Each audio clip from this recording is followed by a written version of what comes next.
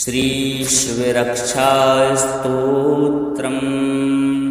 प्रिय भक्तों, इस संपूर्ण ब्रह्मांड में भगवान शिव ही एकमात्र ऐसे देव हैं जो नित्य और अजन्मा हैं। भगवान भोलेनाथ अजर एवं अमर हैं। इनके आदि और अंत किसी को भी पता नहीं है। इसीलिए तो भगवान देवों के देव महादेव को अनंत भी कहा जाता है। शास्त्रों में भगवान शिव के बारे में कहा गया है कि अस्मात् परम ना परमस्ति किंचित, अर्थात जो इस संपूर्ण ब्रह्मांड के सर्वोपरि परात्पर तत्व हैं, जिनके परे और कुछ भी नहीं है, वो ही तो भगवान शिव कहलाते हैं। भगवान भोलेनाथ को सत्यम शिवम सुंदरम भी कहा जाता है। जो एकमात्र संपूर्ण ब्रह्मांड में सत्य है वही शिव है और वही परम सुंदर है। अगर आप किसी भी प्रकार के कष्ट, दुख, रोग या भय से पीड़ित हैं तो पूर्ण आस्था के साथ में, नित्य श्रद्धा और भक्ति के साथ में शिव रक्षा स्तोत्र का पाठ अवश्य श्रवण करें। आपके हर सपने पलक झपकते ही साकार हो जाएंगे। जीवन के हर क्षेत्र में आपको भगवान भोलेनाथ की कृपा से सफलता प्राप्त होने लगेगी। सभी प्रकार के दुखों का, विपत्तियों का और रोगों का नाश हो जाएगा। आइए पूर्ण भाव भक्ति के साथ में भगवान भोलेनाथ के इस पावन स्तोत्र को श्रवण करते हैं। श्री गणेशाय नमः। श्री शिवरक्षा स्तोत्रम विनियोगः। ओम अस्य श्री शिवरक्षा स्तोत्र मंत्रस्य याज्ञवल्क्य ऋषिः श्री सदाशिवो देवता अनुष्टुप् छन्दः। श्री सदाशिव प्रीत्यर्थं शिवरक्षा स्तोत्र जपे विनियोगः। चरितं देवदेवस्य महादेवस्य पावनम् अपारं परमोदारं चतुर्वर्गस्य साधनं गौरी विनायकोपेतं पंचवक्त्रं त्रिनेत्रकं शिवं ध्यात्वा दशभुजं शिवरक्षां पठेन्नरः। गंगाधरशिरः पातु भालमर्धेन्दुशेखरः नयने मदनरध्वंसी कर्णौ सर्पविभूषणः। घ्राणं पातु पुरारात्रं मुखं पातु जगत्पतिः जिह्वां वागीश्वरः पातु कन्धरांसितिकन्धरः। श्रीकण्ठः पातु मे कण्ठं स्कन्धौ विश्वधुरन्धरः भुजौ भूभारसंहर्ता करौ पातु पिनाकदृक्। हृदयं शङ्करः पातु जठरं गिरिजापतिः नाभिं मृत्युञ्जयः पातु कटिव्याघ्राजिनाम्बरः। शक्तिनी पातु दीनार्त शरणागतवत्सलः गुरुमहेश्वरः पातु जाननी जगदीश्वरः। जङ्घे पातु जगत्कर्ता गुल्फौ पातु गणाधिपः। चरणौ करुणासिन्धु सर्वाङ्गानि सदाशिवः। एतां शिवबलोपेतां रक्षां यः सुकृती पठेत् सा भुक्त्वा सकलान् कामान् शिवसायुज्यमाप्नुयात्। ग्रहभूतपिशाचाद्यैस्त्रैलोक्ये विचरन्ति ये दूरादासु पलायन्ते शिवनामाभिरक्षणात्। अभयं करनामेदं कवचं पार्वतीपतेः भक्त्या विभर्ति यः कण्ठे तस्य वश्यं जगत्त्रयम्। इमां नारायणः स्वप्ने शिवरक्षां यथा दिशत् प्रातरुत्थाय योगीन्द्रो याज्ञवल्क्यस्तथा लिखत्। श्री सांब सदाशिवार्पणमस्तु। चरितं देवदेवस्य महादेवस्य पावनम् अपारं परमोदारं चतुर्वर्गस्य साधनम् गौरीविनायकोपेतं पञ्चवक्त्रं त्रिनेत्रकं शिवं ध्यात्वा दशभुजं शिवरक्षां पठेन्नरः गङ्गाधरशिरः पातु भालमर्धेन्दुशेखरः नयने मदनरध्वंसी कर्णौ सर्पविभूषणः घ्राणं पातु पुरारातिं मुखं पातु जगत्पतिः जिह्वां वागीश्वरः पातु कन्धरांसितिकन्धरः श्रीकण्ठः पातु मे कण्ठं स्कन्धौ विश्वधुरन्धरः भुजौ भूभारसंहर्ता करौ पातु पिनाकदृक् हृदयं शङ्करः पातु जठरं गिरिजापतिः नाभिं मृत्युञ्जयः पातु कटिव्याघ्राजिनाम्बरः शक्तिनी पातु दीनार्त शरणागतवत्सलः उरुमहेश्वरः पातु जाननी जगदीश्वरः जङ्घे पातु जगत्कर्ता गुल्फौ पातु गणाधिपः चरणौ करुणासिन्धु शर्वाङ्गानि सदाशिवः एतां शिवलोपेतां रक्षां यः सुकृती पठेत् सा भूत्वा सकलान् कामान् शिवसायुज्यमाप्नुयात् ग्रहभूतपिशाचाद्यैस्त्रैलोक्ये विचरन्ति ये दूरादासु पलायन्ते शिवनामाभिरक्षणात् अभयं करनामेदं कवचं पार्वतीपतेः भक्त्या विभर्ति यः कण्ठे तस्य वश्यं जगत्त्रयम्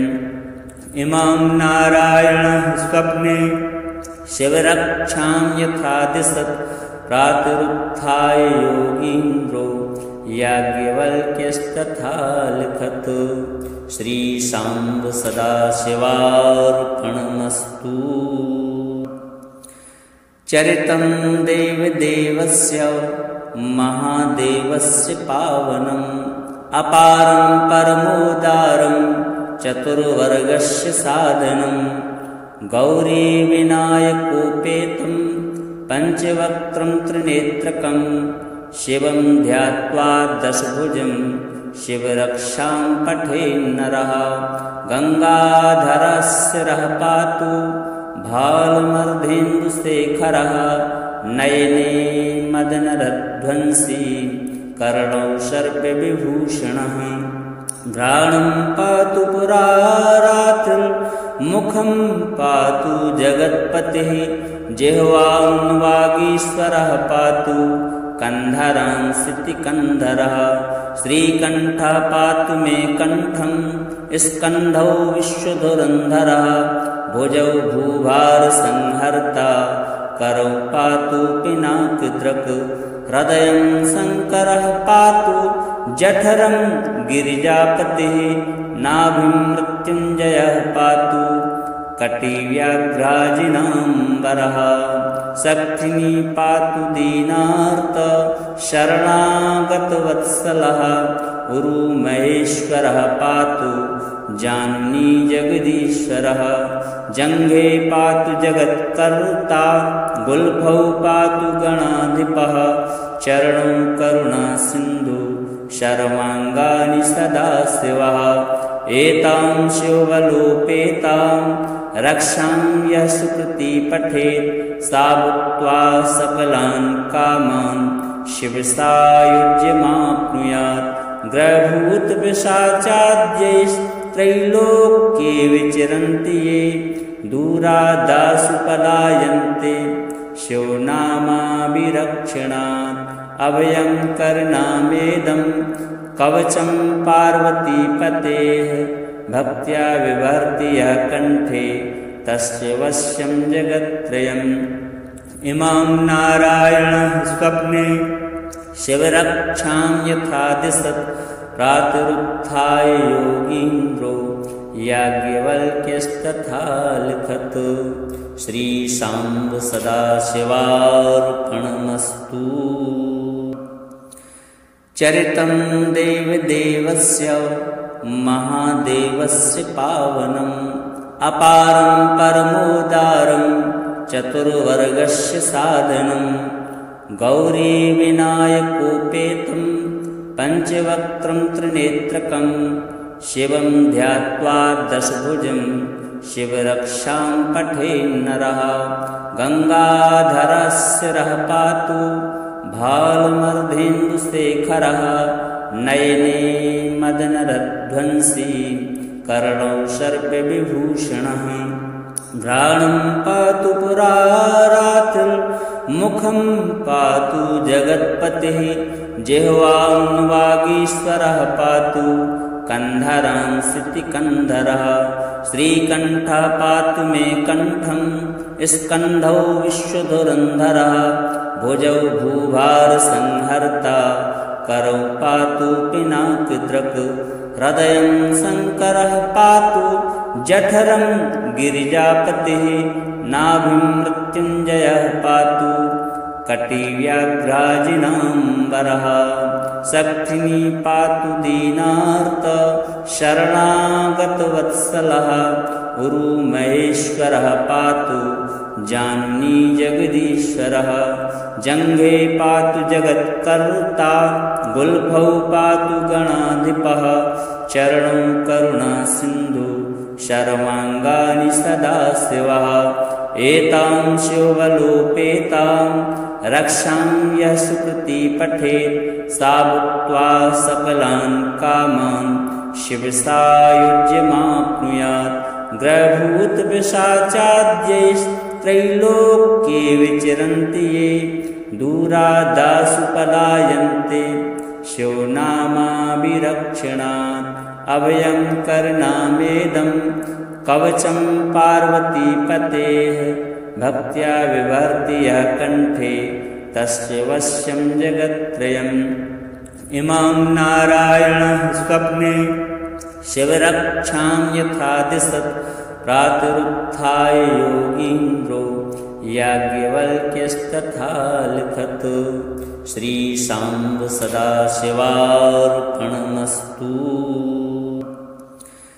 चरितं देवदेवस्य महादेवस्य पावनम् अपारं परमोदारं चतुर्वर्गस्य साधनं गौरी विनायकोपेतं पंचवक्त्रं त्रिनेत्रकं शिवं ध्यात्वा दशभुजं शिवरक्षां पठेन्नरः गंगाधरस्य रः पातु भालमर्धेन्दुशेखरः नयने मदनरध्वंसी कर्णौ सर्पविभूषणः घ्राणं पातु पुरारातिं मुखं पातु जगत्पतिः जिह्वां वागीश्वरः पातु कंधरां श्रुतिकन्धरः श्रीकण्ठः पातु मे कण्ठं स्कन्धौ विश्वधुरन्धरः भुजौ भूभारसंहर्ता करौ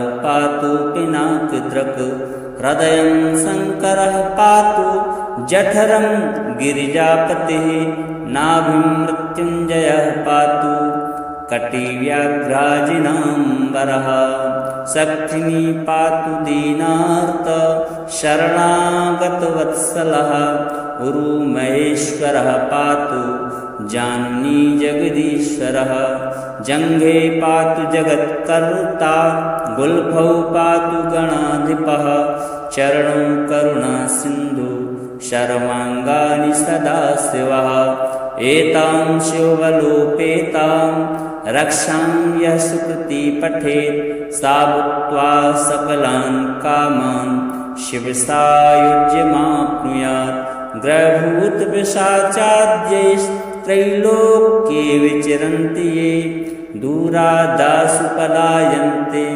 शिवनामाभिरक्षणात् अभयं करनामेदं कवचं पार्वतीपतेः भक्त्या विभर्ति यः कण्ठे तस्य वश्यं जगत्त्रयम् इमां नारायणः स्वप्ने शिवरक्षां यथा दिशत् प्रातरुत्थाय योगीन्द्रो याज्ञवल्क्यस्तथा लिखत्।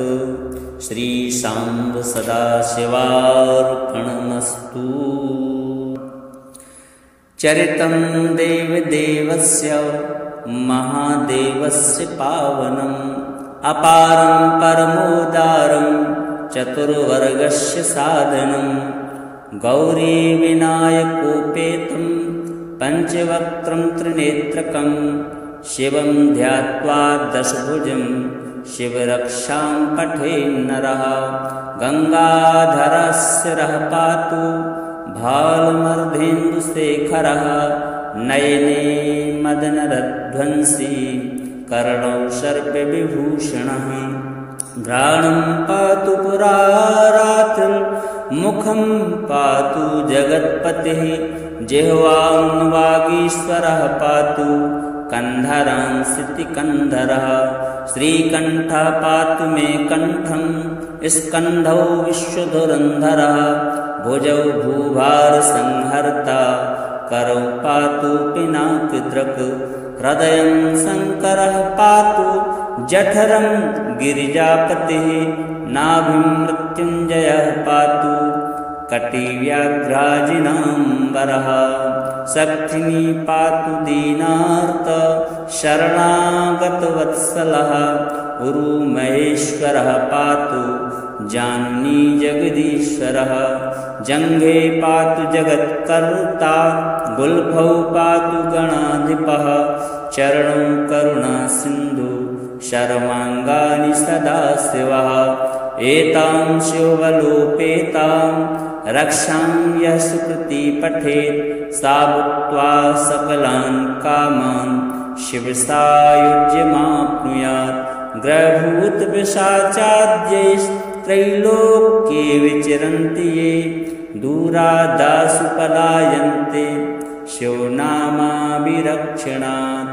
अभयं करनामेदं कवचं पार्वतीपतेः भक्त्या विभर्ति यः कण्ठे तस्य वश्यं जगत्त्रयम्। इमां नारायणः स्वप्ने शिवरक्षां यथा दिशत् प्रातरुत्थाय योगीन्द्रो याज्ञवल्क्यस्तथा लिखत्। श्रीशाम्ब सदाशिवार्पणमस्तु। चरितं देवदेवस्य महादेवस्य पावनम् अपारं परमोदारं चतुर्वर्गस्य साधनं गौरीविनायकोपेतं पञ्चवक्त्रं त्रिनेत्रकं शिवं ध्यात्वा दशभुजं शिवरक्षां पठेन्नरः। गङ्गाधरस्य रः पातु भालमर्धेन्दुशेखरः नयने मदनरध्वंसी कर्णौ सर्पविभूषणः। घ्राणं पातु पुरारात्रिं मुखं पातु जगत्पतिः जिह्वां वागीश्वरः पातु कन्धरांसितिकन्धरः। श्रीकण्ठः पातु मे कण्ठं स्कन्धौ विश्वधुरन्धरः भुजौ भूभारसंहर्ता करौ पातु पिनाकदृक्। हृदयं शङ्करः पातु जठरं गिरिजापतिः नाभिं मृत्युञ्जयः पातु कटिव्याघ्राजिनाम्बरः। शक्तिनी पातु दीनार्त शरणागतवत्सलः उरुमहेश्वरः पातु जाननी जगदीश्वरः। जङ्घे पातु जगत्कर्ता गुल्फौ पातु गणाधिपः चरणौ करुणासिन्धु शर्वाङ्गानि सदाशिवः। एतां शिवबलोपेतां रक्षां यः सुकृती पठेत् सा भुक्त्वा सकलान् कामान् शिवसायुज्यमाप्नुयात्। ग्रहभूतपिशाचाद्यैस्त्रैलोक्ये विचरन्ति ये दूरादासु पलायन्ते शिवनामाभिरक्षणात्। अभयं करनामेदं कवचं पार्वतीपतेः भक्त्या विभर्ति यः कण्ठे तस्य वश्यं जगत्त्रयम् इमां नारायणः स्वप्ने शिवरक्षां यथा दिशत् प्रातरुत्थाय योगीन्द्रो याज्ञवल्क्यस्तथा लिखत्। श्रीशाम्ब सदाशिवार्पणमस्तु। चरितं देवदेवस्य महादेवस्य पावनम् अपारं परमोदारं चतुर्वर्गस्य साधनं गौरीविनायकोपेतं पञ्चवक्त्रं त्रिनेत्रकं शिवं ध्यात्वा दशभुजं शिवरक्षां पठेन्नरः गङ्गाधरशिरः पातु भालमर्धेन्दुशेखरः नयने मदनरध्वंसी कर्णौ सर्पविभूषणः घ्राणं पातु पुरारातिं मुखं पातु जगत्पतिः जिह्वां वागीश्वरः पातु कन्धरांसितिकन्धरः श्रीकण्ठः पातु मे कण्ठं स्कन्धौ विश्वधुरन्धरः भुजौ भूभारसंहर्ता करौ पातु पिनाकदृक् हृदयं शङ्करः पातु जठरं गिरिजापतिः नाभिं मृत्युञ्जयः पातु कटिव्याघ्राजिनाम्बरः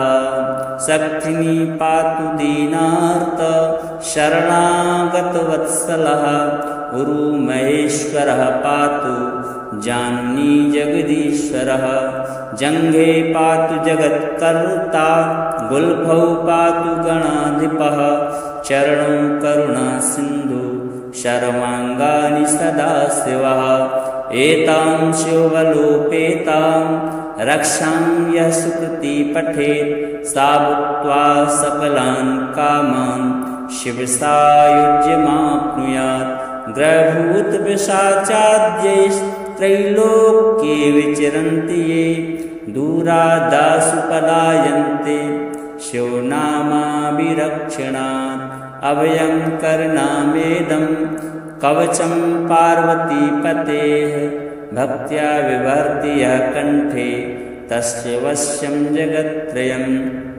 इमां नारायणः स्वप्ने शिवरक्षां यथा दिशत् प्रातरुत्थाय योगीन्द्रो याज्ञवल्क्यस्तथा लिखत्। श्रीशाम्ब सदाशिवार्पणमस्तु। चरितं देवदेवस्य महादेवस्य पावनम् अपारं परमोदारं चतुर्वर्गस्य साधनं गौरीविनायकोपेतं पञ्चवक्त्रं त्रिनेत्रकं शिवं ध्यात्वा दशभुजं शिवरक्षां पठेन्नरः गङ्गाधरशिरः पातु भालमर्धेन्दुशेखरः नयने मदनरध्वंसी कर्णौ सर्पविभूषणः घ्राणं पातु पुरारातिं मुखं पातु जगत्पतिः जिह्वां वागीश्वरः पातु कन्धरांसितिकन्धरः श्रीकण्ठः पातु मे कण्ठं स्कन्धौ विश्वधुरन्धरः भुजौ भूभारसंहर्ता करौ पातु पिनाकदृक् हृदयं शङ्करः पातु जठरं गिरिजापतिः नाभिं मृत्युञ्जयः पातु कटिव्याघ्राजिनाम्बरः शक्तिनी पातु दीनार्त शरणागतवत्सलः उरुमहेश्वरः पातु जाननी जगदीश्वरः जङ्घे पातु जगत्कर्ता गुल्फौ पातु गणाधिपः चरणौ करुणासिन्धु शर्वाङ्गानि सदाशिवः एतां शिवलोपेतां रक्षां यः सुकृती पठेत् सा भुक्त्वा सकलान् कामान् शिवसायुज्यमाप्नुयात् ग्रहभूतपिशाचाद्यैस्त्रैलोक्ये विचरन्ति ये दूरादासु पलायन्ते शिवनामाभिरक्षणात् अभयं करनामेदं कवचं पार्वतीपतेः भक्त्या विभर्ति यः कण्ठे तस्य वश्यं जगत्त्रयम् इमां नारायणः स्वप्ने शिवरक्षां यथा दिशत् प्रातरुत्थाय योगीन्द्रो याज्ञवल्क्यस्तथा लिखत्। श्रीशाम्ब सदाशिवार्पणमस्तु। चरितं देवदेवस्य महादेवस्य पावनम् अपारं परमोदारं चतुर्वर्गस्य साधनं गौरीविनायकोपेतं पञ्चवक्त्रं त्रिनेत्रकं शिवं ध्यात्वा दशभुजं शिवरक्षां पठेन्नरः गङ्गाधरस्य रः पातु भालमर्धेन्दुशेखरः नयने मदनरध्वंसी कर्णौ सर्पविभूषणः घ्राणं पातु पुरारातिं मुखं पातु जगत्पतिः जिह्वां वागीश्वरः पातु कन्धरांसितिकन्धरः श्रीकण्ठः पातु मे कण्ठं स्कन्धौ विश्वधुरन्धरः भुजौ भूभारसंहर्ता करौ पातु पिनाकदृक् हृदयं शङ्करः पातु जठरं गिरिजापतिः नाभिं मृत्युञ्जयः पातु कटिव्याघ्राजिनाम्बरः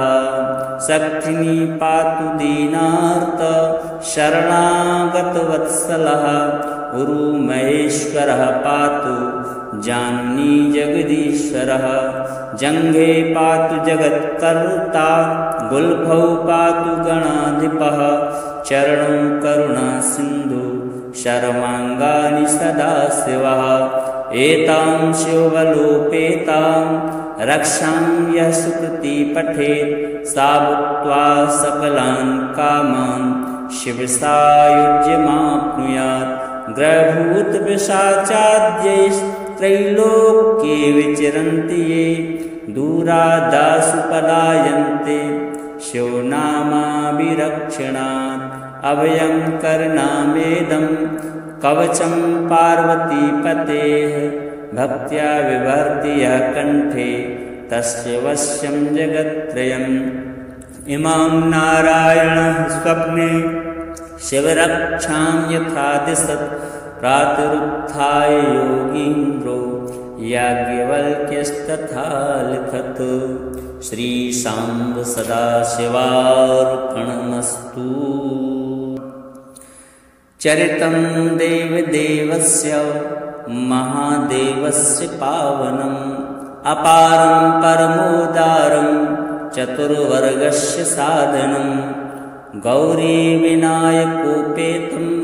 पञ्चवक्त्रं त्रिनेत्रकं शिवं ध्यात्वा दशभुजं शिवरक्षां पठेन्नरः गङ्गाधरस्य रः पातु भालमर्धेन्दुशेखरः नयने मदनरध्वंसी कर्णौ सर्पविभूषणः घ्राणं पातु पुरारातिं मुखं पातु जगत्पतिः जिह्वां वागीश्वरः पातु कन्धरांसितिकन्धरः श्रीकण्ठः पातु मे कण्ठं स्कन्धौ विश्वधुरन्धरः भुजौ भूभारसंहर्ता करौ पातु पिनाकदृक् हृदयं शङ्करः पातु जठरं गिरिजापतिः नाभिं मृत्युञ्जयः पातु कटिव्याघ्राजिनाम्बरः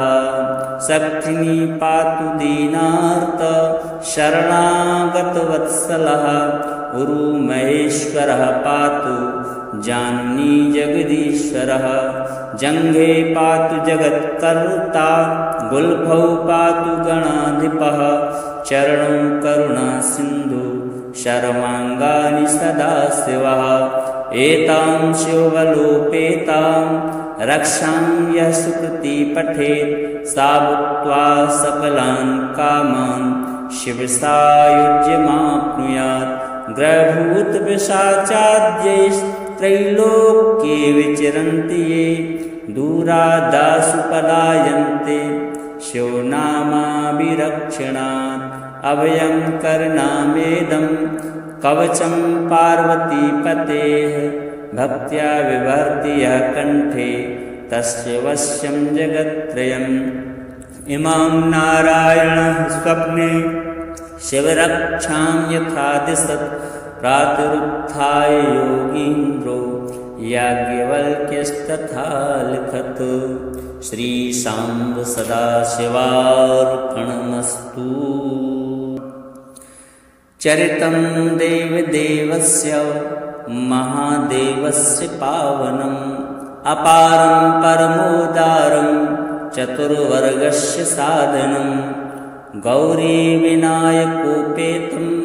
पञ्चवक्त्रं त्रिनेत्रकं शिवं ध्यात्वा दशभुजं शिवरक्षां पठेन्नरः गङ्गाधरस्य रः पातु भालमर्धेन्दुशेखरः नयने मदनरध्वंसी कर्णौ सर्पविभूषणः घ्राणं पातु पुरारात्रिं मुखं पातु जगत्पतिः जिह्वां वागीश्वरः पातु कन्धरांसितिकन्धरः श्रीकण्ठः पातु मे कण्ठं स्कन्धौ विश्वधुरन्धरः भुजौ भूभारसंहर्ता करौ पातु पिनाकदृक् हृदयं शङ्करः पातु जठरं गिरिजापतिः नाभिं मृत्युञ्जयः पातु कटिव्याघ्राजिनाम्बरः शक्तिनी पातु दीनार्त शरणागतवत्सलः उरुमहेश्वरः पातु जाननी जगदीश्वरः जङ्घे पातु जगत्कर्ता गुल्फौ पातु गणाधिपः चरणौ करुणासिन्धु शर्वाङ्गानि सदाशिवः एतां शिवबलोपेतां रक्षां यः सुकृती पठेत् सा भुक्त्वा सकलान् कामान् शिवसायुज्यमाप्नुयात् ग्रहभूतपिशाचाद्यैस्त्रैलोक्ये विचरन्ति ये दूरादासु पलायन्ते शिवनामाभिरक्षणात् अभयं करनामेदं कवचं पार्वतीपतेः भक्त्या विभर्ति यः कण्ठे तस्य वश्यं जगत्त्रयम्